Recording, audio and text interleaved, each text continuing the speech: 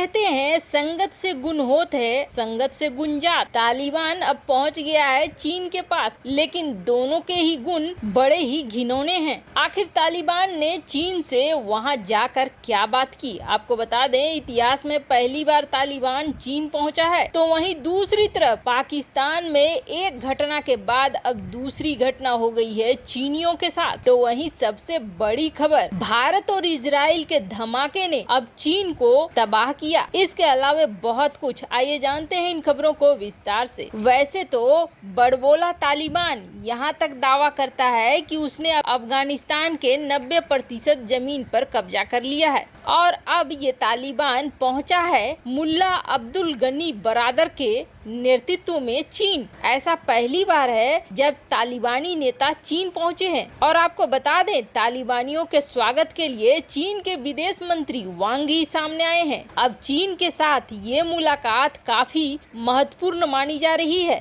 तो वहीं मुल्ला बरादर ने चीन को ये आश्वासन दिया है कि अफगान की धरती का इस्तेमाल किसी देश की सुरक्षा के खिलाफ नहीं करने दिया जाएगा। ये मुलाकात कुछ ऐसे समय पे हो रही है और इसकी टाइमिंग देखिए। पाकिस्तान के विदेश मंत्री शाह मोहम्मद कुरैशी और ISI चीफ चीन जाकर वांग यी से मुलाकात करते हैं और उसके बाद तालिबान के ये नेता पहुंच जाते हैं। वैसे आपको बता दें चीन ने तालिबान के सामने एक बड़ी शर्त रखी है कि चीन तालिबान से दोस्ती तभी करेगा जो उइगर मुसलमानों के लिए एक बना हुआ है आतंकवादियों का संगठन, उसके खात्मे में मदद करेगा तालिबान। आपको बता दें अल-कायदा से समर्थित है ये संगठन ETIM, जिसको खत्म करना चाहता है चीन और इसमें मदद लेना चाहता है तालिबान की। अब तालिबान पाकिस्तान के कहने पर चीन के दरवाजे तक तो पहुंच गया है। यहाँ तक कि चीन को सपने भी दिखा दिए हैं तालिबान ने कि वो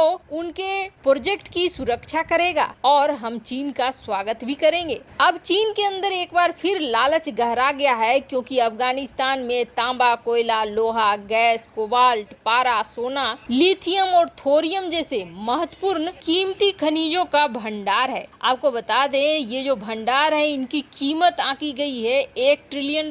खैर अभी चीन और तालिबान के इस मीटिंग का रिजल्ट आना तो बाकी है, लेकिन भारत ने तहलका जरूर मचा दिया है चीन के अंदर और ये तहलका भारत ने अकेले नहीं मचाया है। इस बार ये धमाका सिर्फ भारत का नहीं है बल्कि भारत और इजराइल दोनों का है। दरअसल चीन ने S-400 खरीद लिया है और S-400 खरीदने के बाद जब से सीमा पर उसने लगाया है तब से वो थोड़ा निश्चिंत था, लेकिन इजराइल और भारत ने अब एक ऐसा कारनामा कर दिया है जिसके बाद चीनी कमांडरों के होश उड़ गए हैं और उन्हें समझ में नहीं आ रहा है कि जब भारत के तरफ से कई मिसाइलें दागी जाएंगी तो फिर चीन क्या करेगा। आप सोचेंगे क्यों, S-400 तो है ही। S-400 एक सीमित मात्रा में है, जबकि चीन का अगर अपने डिफेंस की बात करें तो चीन का अपना डिफेंस सिस्टम किसी काम का नहीं है और उसका नमूना पाकिस्तान को जो बेचा है उसने, उसमें भी दिख गया है। पाकिस्तान को दिए गए जितने भी डिफेंस सिस्टम है उसने काम करना बंद कर दिया है। तो खुद के बात करें तो एक्सपर्ट ये मानते हैं कि चीन डिफेंस के मामले में बहुत कमजोर है, जबकि भारत डिफेंस के मामले में बहुत मजबूत है। अगर भारतीय मिसाइलें हमला करेंगी तो चीनी बच नहीं पाएंगे। वैसे तो चीन और भी देशों को हथियार बेचता है, लेकिन ये सोचा जाता था कि शायद खुद के हथियार सही होंगे, लेकिन वो भी वैसे ही निकले जैसे वह दूसरों को बेचता है। अब भारत के नए हथियार से बहुत ही डर गया है चीन और उसे लग रहा है कि उसके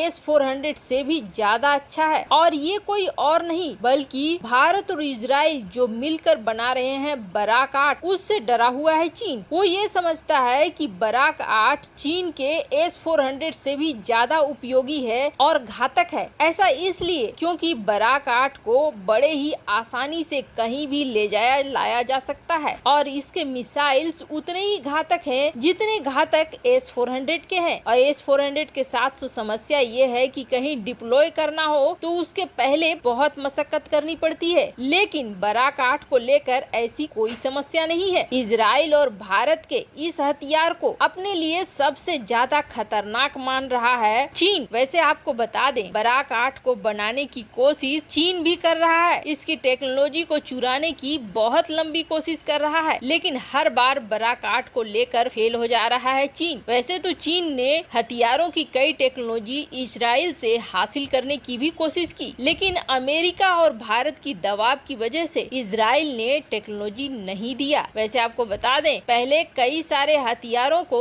इजराइल से खरीदा करता था चीन, लेकिन बाद में जब विवाद बढ़ने लगा तो इजराइल ने हथियारों को अपग्रेड करना भी बंद कर दिया। बेचना तो दूर की बात है। ऐसे में लगातार कोशिश के बावजूद चीन को बराक 8 का न तो टेक्नोलॉजी मिल पा रहा है और न कोई ऐसी जुगाड़ जिससे वो चोरी कर सके इसे। तो वहीं दूसरी तरफ एक और बड़ा कांड हो गया है। हाल ही में 9 इंजीनियर चीन के ऊपर पहुंच गए पाकिस्तान में, ये तो सब जानते हैं, लेकिन मामला यहाँ रुका नहीं है। सीपेक को लेकर चीन में हालात बहुत खराब हो रहे हैं और चीन को उइगर मुसलमानों की वजह से भी पाकिस्तानी और अफगानिस्तान के कई ऐसे गुट हैं जो ये मानते हैं कि ये मुस्लिमों के खिलाफ है और इन्हें निशाना बनाना है। बात सीपेक की करें तो सीपेक में तो लगातार चीन के प्रोजेक्ट को निशाना बना रहे हैं, खास करके तहरीके तालिबान के लड़ाके। तहरीके तालिबान जिसे समर्थन मिला हुआ है अफगानिस्तान वाले तालिबान का। एक तरफ जहां तालिबान चीन से मुलाकात करने आया है और चीन ये सोचता है कि सब कुछ ठीक हो जाएगा, वहीं दूसरी तरफ अब पाकिस्तान के अंदर एक चीनी नागरिक को पकड़कर लाया गया और उसे लाया गया कमर्शियल प्लॉट पे जहां सीपे का काम होता है और वहां पर उसे उड़ा दिया गया, ऊपर का रास्ता ला दिया गया। यानी चीनी लोगों को मूल रूप से निशाना बनाया जा रहा है। वैसे तो ये बंदा सीपेक प्रोजेक्ट से जुड़ा हुआ है या नहीं, इसकी अभी पुष्टि नहीं हुई है, लेकिन इतना जरूर है कि इससे पहले चीन के राजदूत को भी होटल में निशाना बनाने की कोशिश की गई थी और अब एक बार फिर एक चीनी नागरिक के साथ ये हादसा किया गया। 2 लोग मास्क पहने हुए मोटरसाइकिल पर आए और उन्होंने उस बंदे को पकड़ लिया और बाद में उसका शव मिला। वैसे अभी इसकी जिम्मेदारी किसी संगठन ने नहीं ली है। मिंट में छपी इस खबर के अनुसार चाइनीज बंदे को उठाकर उसके साथ उसे गोली मारी गई। अब चीन के नागरिकों को निशाना बनाया जा रहा है पाकिस्तान के अंदर और ज्यादातर लिंक निकल कर आ रहे हैं तहरीके तालिबान से। वैसे